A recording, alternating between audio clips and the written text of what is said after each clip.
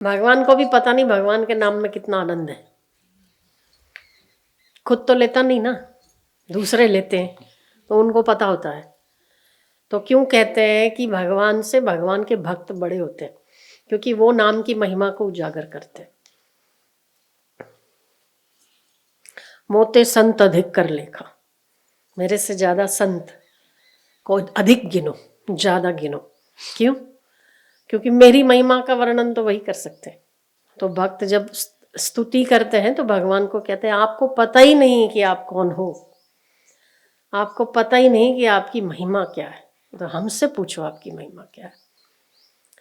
क्योंकि वो हृदय से जुड़े हैं, और हृदय से जुड़ता है तो वो पूरे का पूरा हृदय उनका उसके पास चला जाता है। तो क्या ही महिमा खुद की गाएगा, वही गाएगा जिसके पास हृदय होगा। तो भगवान ने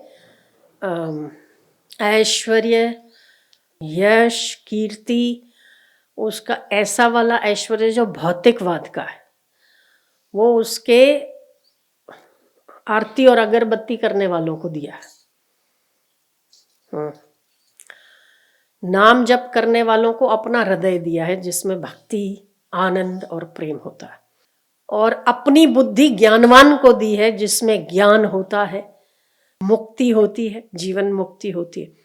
तो भगवान का सब कुछ तो लोगों ने ले लिया वैसे, पर फिर भी मजे की बात है कि उस अनंत समंदर से एक भी रत्ती कम नहीं होता। सब कुछ ले रहा है, ऐश्वर्य भी ले रहा है, ज्ञानवान बुद्धि भी ले रहा है, आत्मा अनात्मा का विवेक भी ले रहा है, भक्त भक्ति भी ले रहा है, सर्वत्र मेरे परमात्मा का वास है, उसी की सत्ता से चलता है, ये ज्ञान भी ले रहा है, सब कुछ ले रहा। फिर भी परमात्मा ऐसा है कि उससे रत्ती मात्र कम नहीं होता। ना भौतिक ऐश्वर्य कम होता, ना ज्ञान कम होता, ना प्रीति कम होती है। तो अनंत सागर है ना, तो अनंत समंदर से जो मांगो वो मिल जाता। अपन चाहते क्या है वैसा मांग ले।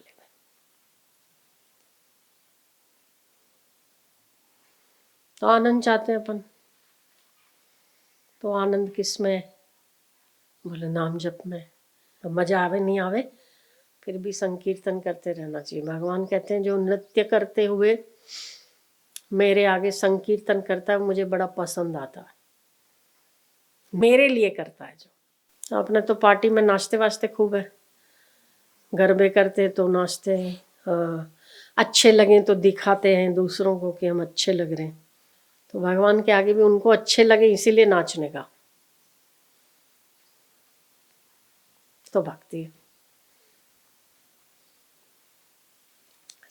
बोले निम्माई दातुन दे, ऐसा एक वो अनुभव चला था। चक्कर लगाने जा रहे थे ना सुबह, तो निम्माई दातुन दे, तो एक लंबा सा ऊंचा सा एक आदमी आया और ऊपर चढ़ के दातुन तोड़ के दिया। फिर बोला बस स्वामी जी की और तोड़ दूं? तो फिर बोले ना बस साजन बस, ऐसे बोला उन्होंने। तो फिर साथ में जो चेला था उसकी तो आंखें फटी की फटी रहेगी, तो गया उनके पूछने कि तुम कौन हो। तो स्वामी जी ने हाथ पकड़ा, बोले केवल देखो, ज़्यादा डिटेल में ना जाओ, आनंद लो, डिटेल में नहीं जाओ।